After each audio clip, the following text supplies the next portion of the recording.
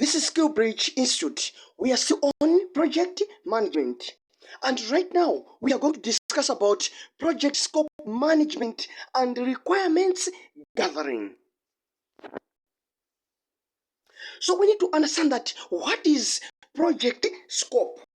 So if we're talking of project scope, that is all the work required to deliver a product, service, or result as defined in the project plan. So if we're talking of project scope, that is whatever work you're going to be doing on your project, so that by the end of the day, you should manage to reach your goal. So that is the project scope. So we need to understand that project scope has the purpose of outlining project boundaries, and at the same time it helps to focus your effort. So by the end of the day, if you've got a project scope, that one gives you, it tells you what you are supposed to do and what you are not supposed to do. And at the same time, it helps you to see wherever you can probably put your more effort. For example, in a website design, we need to understand that the project scope might be creating 5 web pages. And at the same time, let's say you can integrate it with an online store. And by the end of the day, you can also say that we should try to optimize it so that mobile users should be able to use it properly. Let's talk about the benefits of project scope. Number one, ensures clarity. So if you have got a scope, if you know your work, what you're supposed to do, you have clear picture of what you'll be doing in your project. Another one, it avoids unnecessary work because you know what to be doing. So it avoids all unnecessary work which you are not supposed to be doing in your project. Another one, it sets realistic expectation. So here it's where you are able to know what you're doing. So by the end of the day, you know exactly what you're expected to deliver by the end of the day. Let's talk about what are stakeholders' requirements. So if we're talking about stakeholders' requirements, we need to understand that these are needs and expectations of individuals or groups which are impacted by the project. What are the importance of that one? Number one, it shapes the project scope. So on that one, because you know what your stakeholders wants, by the end of the day, you are going to have got a clear shape of what your project scope is going to be like. Another one ensures deliverables meet stakeholders' needs. So all the deliverable, whatever you're going to deliver, all the milestones, they will be in line with what stakeholders wants.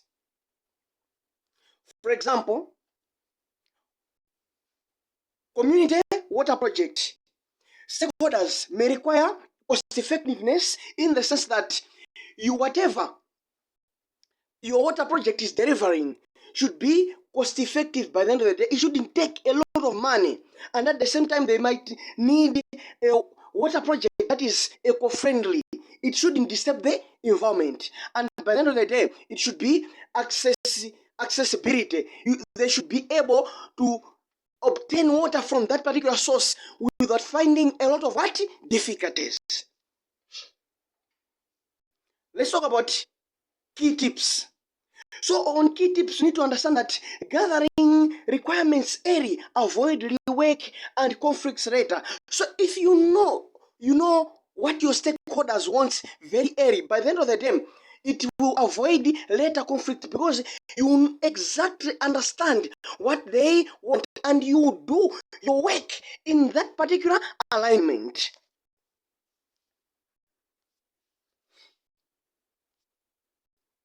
Let's talk about scope definition techniques. So if we're talking about scope definition techniques, number one, let's look at work breakdown structure. So this one breaks a project into small tasks.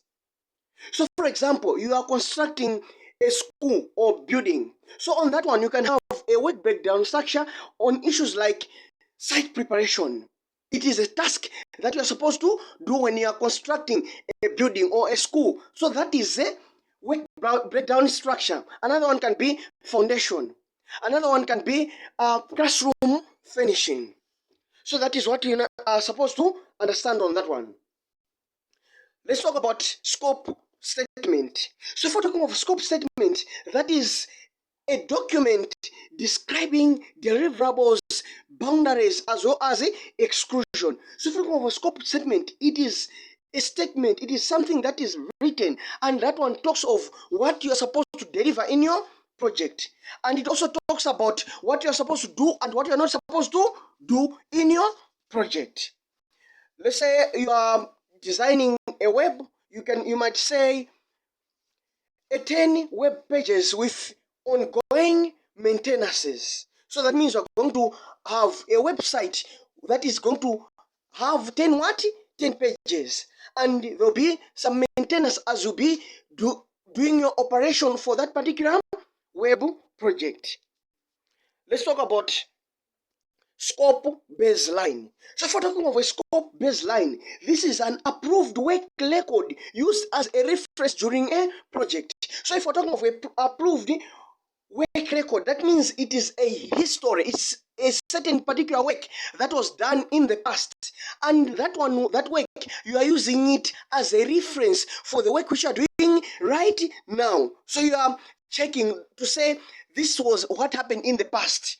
So that particular work helps you to make better what decision for the project which you are doing right now. Let's talk about requirements gathering tools. So if we're talking of requirements gathering tools, how do you gather information of what stakeholders want? So we are going to talk about tools on how you can gather information of what you're supposed to do on your project. Number one, you can conduct interviews. So on that one, you can speak directly with the stakeholders on what they want your project to be like. So on that one, you can do interviews with the heads of departments for software needs. So that means we are doing a software project. So on that one, you can talk with the heads of what departments. Another one, you can conduct surveys and questionnaire. So on that one, you are going to collect inputs from large groups. So you can print survey questions and give it to the people so that they can give you the feedback, or you can send them soft copies of those particular surveys and questionnaires. So on that one, you can conduct there is a survey. The employee is asking about what are some of the desired human resource system features which are supposed to appear, let's say, in a particular software. So you can give out those particular questionnaires, and the people, they will answer those particular questionnaires, and after answering, you are going to gather the requirements, what those people want. Let's talk about another one. It is focus group. So on that one, you are gathering a discussion with a group of people so that you can be able to obtain their needs. So for example, you can go to a community and gather small groups within that particular community and have a discussion with them about a certain project that you want to bring to those particular people. Another one, it is observation. So this is where you are identifying hidden needs by watching tasks. So on that one, you are trying to observe.